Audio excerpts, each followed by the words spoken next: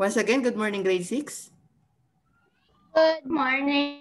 Good morning, sir. Okay, so am I loud and clear? Loud and clear. Yes. Okay, so please open your camera so that I can see that you are really there. Ayan. How about Maya?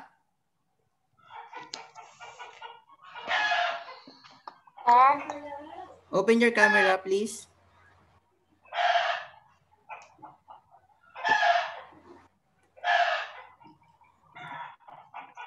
Ay, open mo daw kamo. Wala, ayaw niya. Oh, pinalitan lang. Saan na? Saan ka na? Sir, wait lang. Oh, nagpapalit pa ata siya. Okay, so let's start. So dito tayo sa may ang pagtatag ng pamahalaang Commonwealth. Ayan. So if you have your modules with you, so open it on page, oops, sorry. Ayan, so open it on page 52.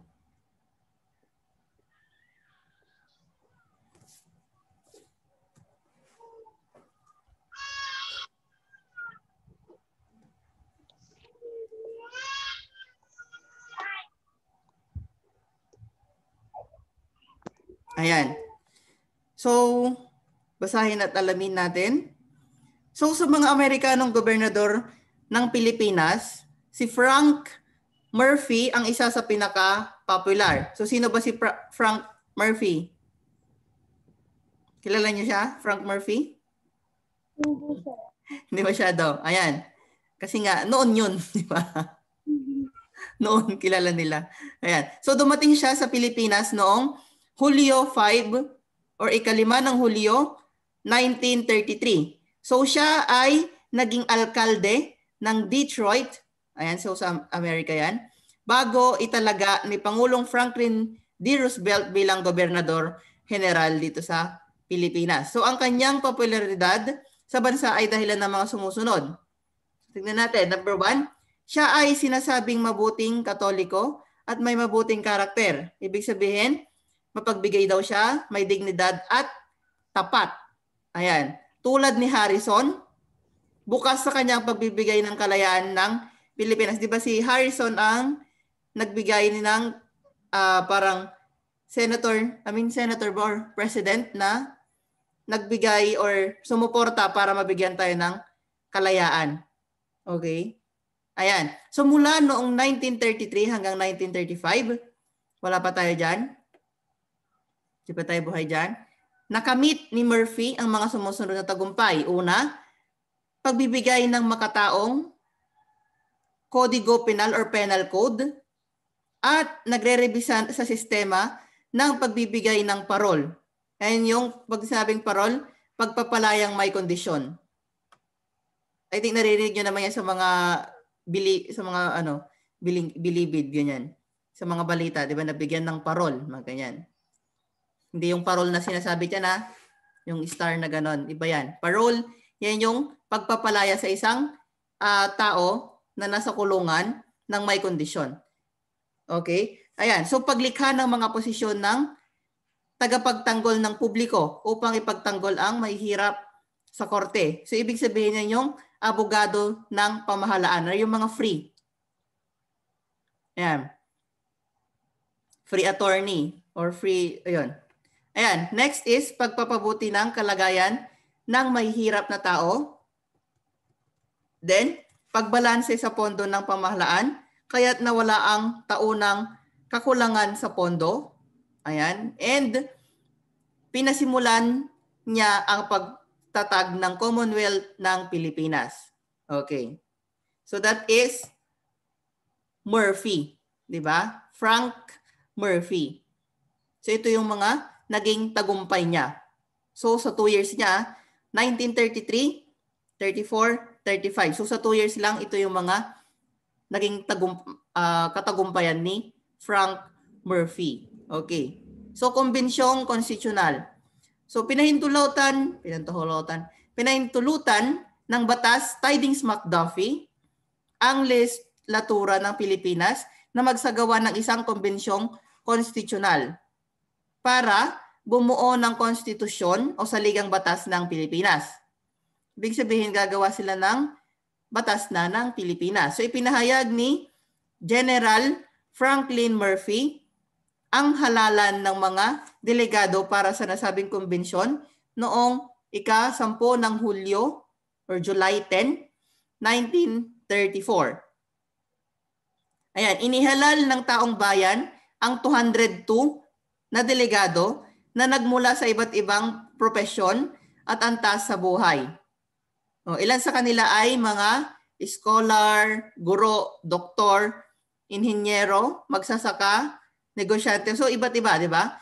Scientifico, manunulat, pare, at iba pa. So pwede sigurong imbalsamador, mga ganyan. So 202 na delegado na yan. So ang pinaka matandang delegado ay si Teodoro Sandico. Ayan, na mayroon siyang 74 na taong gulang or 74 years old at dating general ng revolusyon at lumagda sa konstitusyon ng Malolos. So sino ulit yun? So, yung pinakamatanda na delegado, siya ay si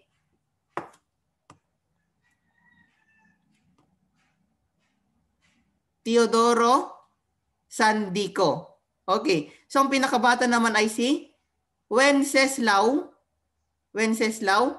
Vinzons. 25 years old lang siya. Isang batang pinuno at mananalumpati. Ayan. So meron na tayong 2 tao kaagad na kailangang tandaan. Sa 202 na delegado, pinakamatanda si Teodoro Sandico at pinakabata naman si Wenceslao Vinzons.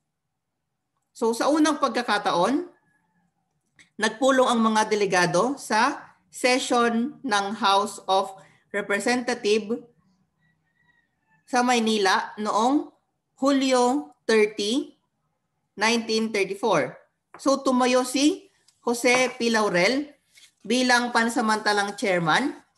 Ayan, so pinamunuan niya ang paghalal ng mga opisyal ng kumbensyon. Si Jose P. Laurel. So mga opisyal ng Kumbensyon Konstitusyonal. Ayan, so ito yung mga naihalal. We have Claro M. Recto as the President or Pangulo. Ruperto Montinola. Nagutom ako. Unang pangalawang Pangulo. Teodoro Sandico. Ayan, so nahalal siya. Pangalawang Pangulo. So, si Teodoro Sandico ulit ang pinakamatanda sa mga delegado. And we have the Narciso Pimentel. Siya yung kalihim. And Narciso Jokno. So, tagapangasiwa ng kapayapaan or Sergeant at Arms. Ayan, so inaprubahan ang konstitusyon ng Pilipinas noong ika-8 ng Pebrero 1935 sa pamamagitan ng pagboto ng mga delegado. Ayan.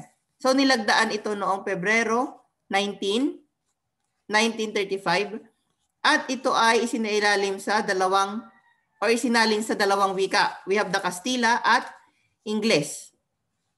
Ayan. So noong Marso 23, 1935 ay inaprubahan ito ni Pangulong Roosevelt dahil nakapaloob sa batas Tydings-McDuffie na kinakailangan lagdaan ng Pangulo ng Amerika ang gagawing saligang batas. Ayan. Saligang batas. Ayan. Ang ratifikasyon o pagtanggap ng mamamayan ay naganap noong Mayo or ika-14 ng Mayo 1935 at ang kauna-unahang pagkakataon ay pinayagan ang kababaihan na sumali rito. So mapapansin nyo kung ano yung binibigyan rin naman nila ng karapatan ang mga babae, di ba? So sa Ligang Batas ng 1935. So pagkatapos maihalal yung mga delegado na yan and mapirmahan ni Pangulong Roosevelt or inaprubahan, na itatag nila ang Saligang Batas. So ang Saligang Batas ay isa sa pinakamaganda at pinakadakilang dokumento na isinulat ng mga Pilipino. So sa pagtatag ng isang malayang pamahalaan, ang aid of divine providence o paghingi ng tulong sa Panginoon ay hinihingi, kaya may tuturing din itong isang Kristiyanong dokumento. So naglalaman ito ng preambulo, 17 artikulo, at isang ordinansa. So ito yung preambulo natin in English. The Philippine people, imploring the aid of divine providence in order to establish a government that shall embody their ideas, converse, and develop the patrimony of the nation, provide the general welfare, and secure to themselves and their posterity, I should say, the blessings and independence under a regime of justice, liberty, and democracy, do ordain and promulgate with this constitution. So parang ito yung sinusumpaan nila o sinusumpaan ng saligang batas na yan. Ayan. So meron tayong 17 artikulo or 17 articles. Article 1, the national territory. So take note of this. Article 2, Declaration of Principles. Article 3, Bill of Rights. Article 4, citizenship. Article 5, suffrage. Article 6, we have the legislative department. 7 is the executive. 8 is the judicial department. So that is 8 pa lang. We have 9, impeachment. 10, general auditing service. 11, civil service. 12, conservation and utilization of national resources. 13, general provisions pala, I should say. 14, amendments. 15, transitory provisions. 16, special powers effective upon the proclamation of the independence of the Philippines. And the last one, we have 17, the Commonwealth and our Republic. Okay. So there are 17 articles with one preamble. So take note of this. You're going to memorize the preamble. Okay? Pero hindi ito. May bibigay ako na preamble natin. Yung preamble natin ng 1987 Constitution na. Yung ngayon na. Okay? Para alam nyo din yung preamble ng Constitution natin.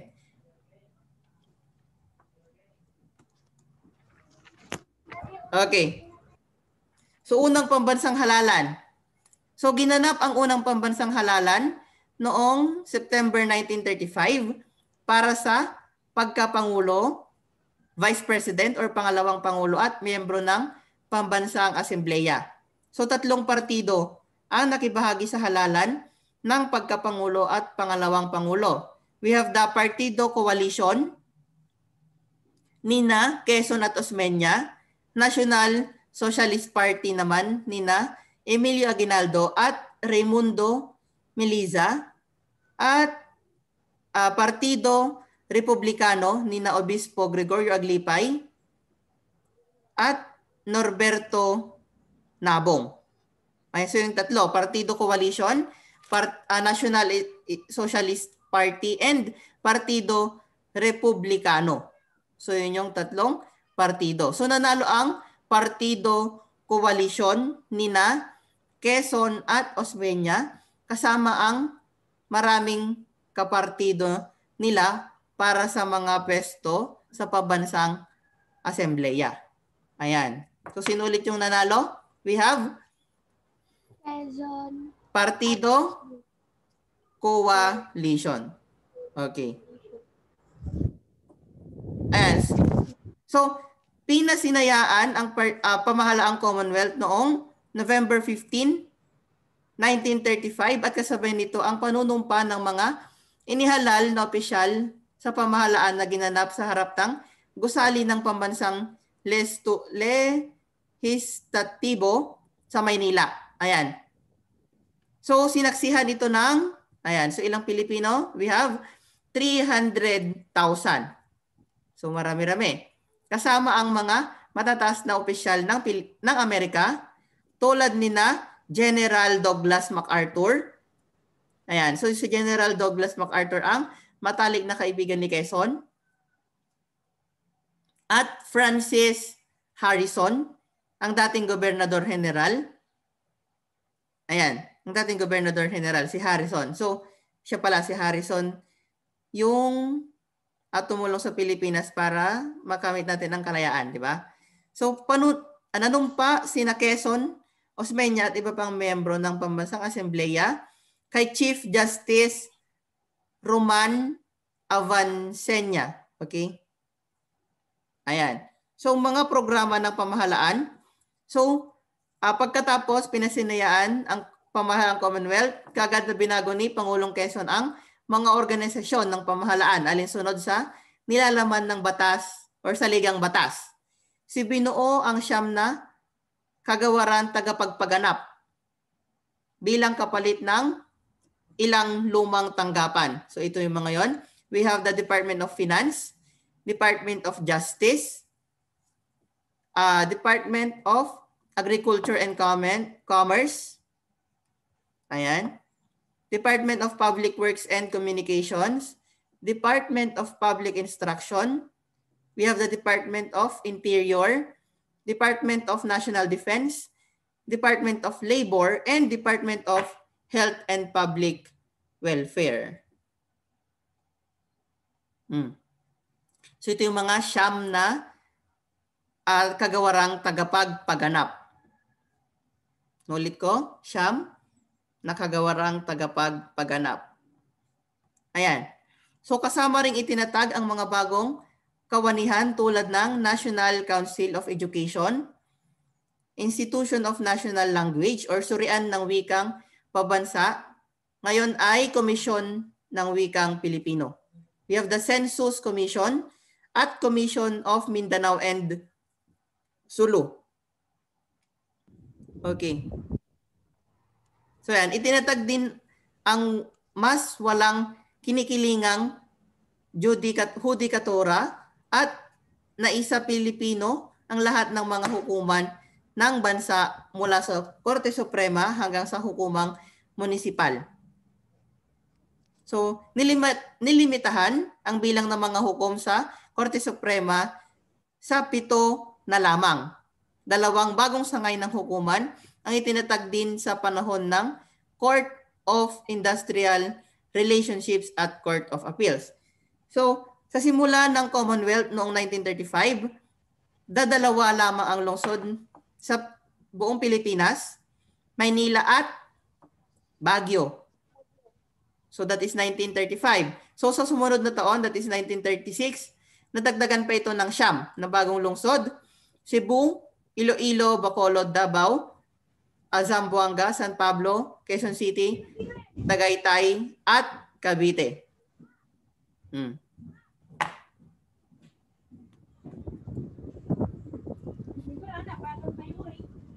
Lang. Ayan, so ulitin lang natin. Recap muna tayo.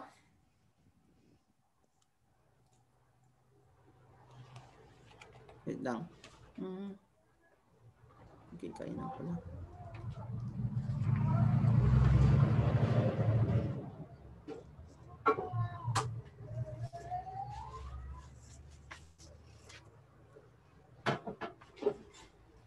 Recap muna tayo. So ilan ang artikulo ng Saligang Batas 1935?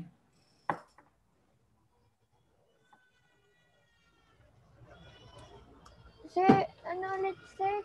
Ilan ang artikulo or articles ng Saligang Batas ng 1935?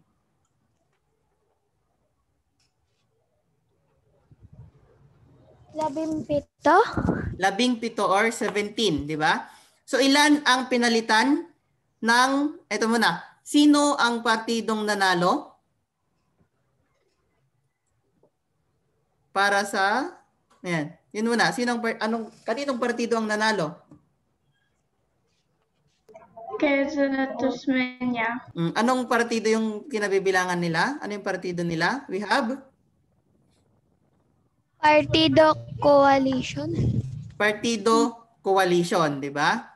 Okay. Now, ilan ang pinalitan nilang or ilan ang itinatag nilang ang tawag doon?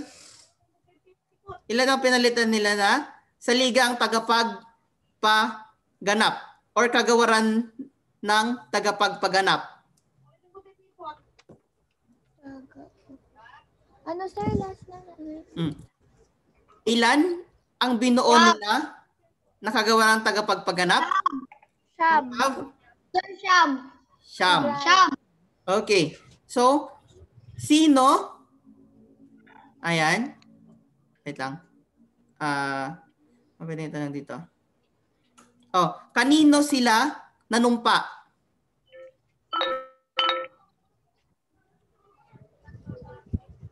Kanino nanumpa? Si Quezon at Osmeña.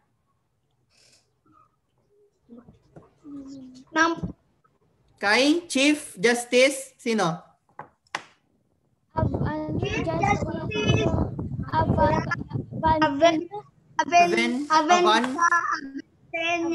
Avancenia. Okay. Okay. Ayan. So, binigyan ba nila ng karapatan ng mga babae noon? Yes. Nabigyan ba ng karapatan? So, pantay ba? Pantay ba ang karapatan ng mga kababaihan noon sa mga lalaki?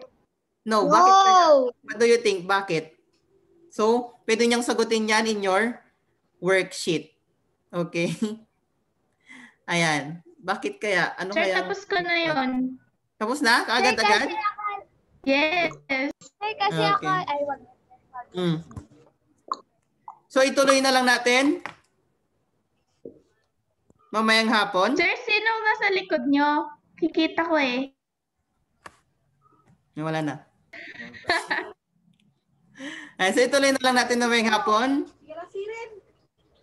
Or gusto nyo ituloy na mamayang 10 o'clock? What do you think? Para wala natin mamayang hapon. I mean, 10:30. Hapon na. Hapon.